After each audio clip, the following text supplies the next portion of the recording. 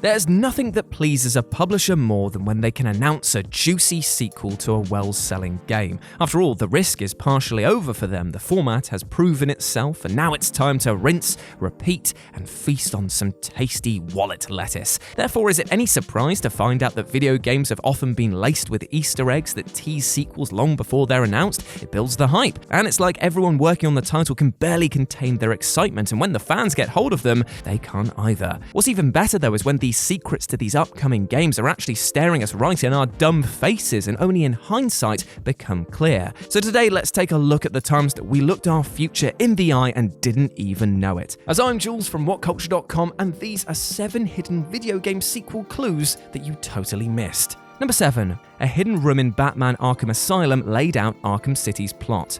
Batman Arkham Asylum featured an ingeniously well-hidden Easter egg which provided a cryptic hint at the direction of the eventual sequel Batman Arkham City. In Warden Quincy Sharp's office in Arkham Asylum, you can use Batman's explosive gel to uncover a second secret hidden office within the walls. Inside, there's a giant blueprint map of Gotham City, outlining Sharp's proposal to turn the slums of Gotham into one giant asylum. This effectively forms the plot of Arkham City, with Batman being thrown into the titular super prison and having to battle his way out. It's an especially shocking and easy to miss Easter egg given that the secret office doesn't appear on any maps and isn't visible in detective vision. In fact, it went undiscovered for almost an entire year before Rocksteady revealed the secret on a podcast mid-days after Arkham City itself was announced, which is pretty incredible.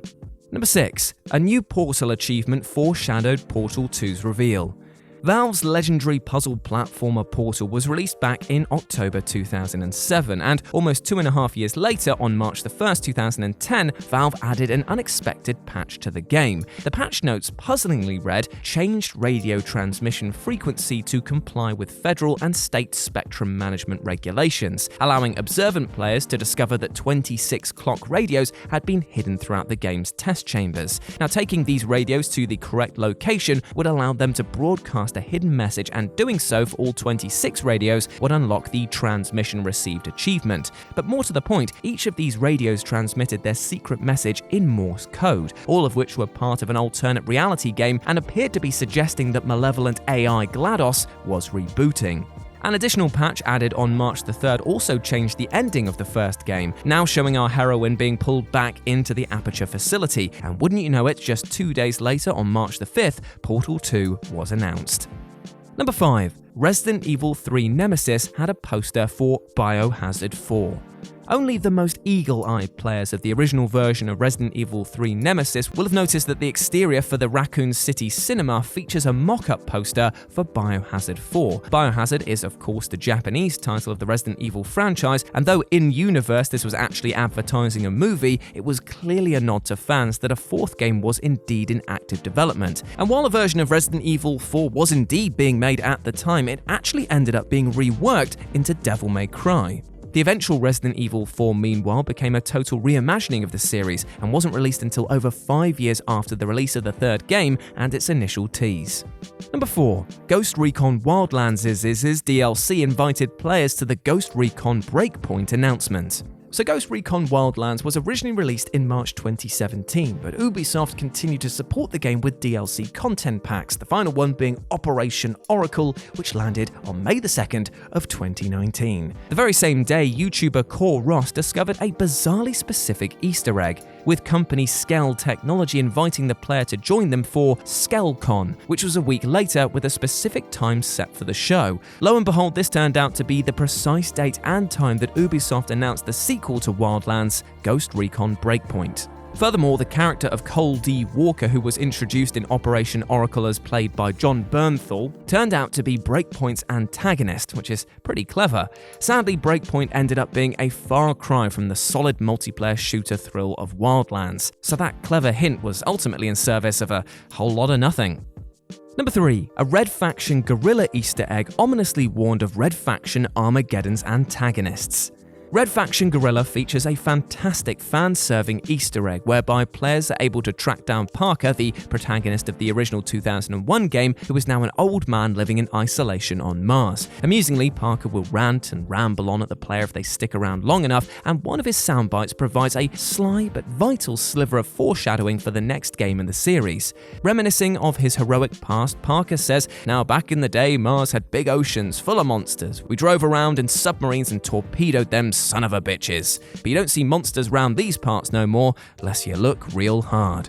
Guerrilla actually doesn't feature any monsters whatsoever, even though many fans at the time interpreted Parker's comment as a hint that the player could uncover a secret lair containing creatures of some sort. But in actual fact, Parker was really hinting at the direction of the follow-up game Red Faction Armageddon, which reintroduced monsters as the grotesque alien creatures known as the Plague. Number 2, A Plague Tale: Innocence set up the sequel before it was even released. A Plague Tale: Innocence was a pleasantly surprising game that seemingly just came out of total nowhere. And while the modest stealth horror game could have so easily been a mere one-off, it seems that the developer Focus Home Interactive hid a telling sequel hint right before our very eyes. The very final shot of the game's post-credits sequence shows our heroes and their ill mother Beatrice taking a wagon to the harbour, presumably to board the boat waiting there. Yet, in a strange move, publisher Focus Home Interactive appeared to quietly confirm the sequel an entire month before the game was actually released. The publisher tweeted an image revealing their partnerships for upcoming video game releases, including the poster indicating their continued work with Asobo Studio, the team who created A Plague Tale: Innocence. The poster shows both a boat and what is clearly Hugo's distinctive red scarf visible in the water, making it a bizarrely preemptive nod towards both the first game's ending and the sequel's current development. Still not convinced? Well, numerous credible outlets have circulated word that A Plague Tale: Innocence 2 is indeed in development. It's happening, and apparently has been happening for quite some time. And number 1, Deus Ex: Human Revolution jokingly teased Final Fantasy XXVII. Deus Ex: Human Revolution was first released way back in 2011 and was of course published by Square Enix, the company best known for their work on the Final Fantasy franchise. Now, hilariously, the sci-fi sequel actually includes a half-joking tease for a Final Fantasy game that definitely hasn't been released yet, though it clearly will be in the distant future, and that is Final Fantasy XXVII. In Francis Pritchard's office, you can find a poster for the hypothetical game, and though the poster art has obviously got no bearing on what the real Final Fantasy XXVII will look like, there's absolutely no way in hell that Square Enix doesn't eventually want to get round to giving us a 27th mainline entry into the series. Now granted, there is no way that it's going to arrive by Human Revolution's rather optimistic timeline of 2027, given the series' sluggish current release cycle.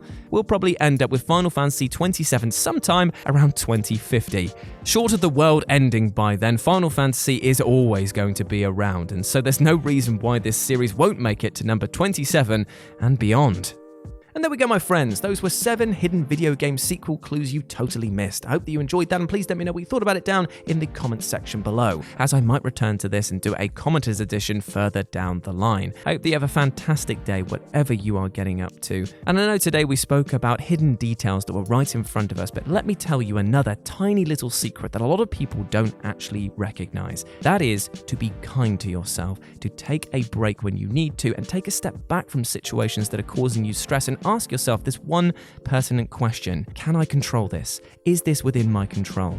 If you find that it's not, you might realize that you are wasting your energy on something that you cannot change. And if you have the support of your friends, your family, or even professionals in the support industry, you might find your energy better relocated somewhere else that will make you happier. Now go out there and absolutely smash it, you legend.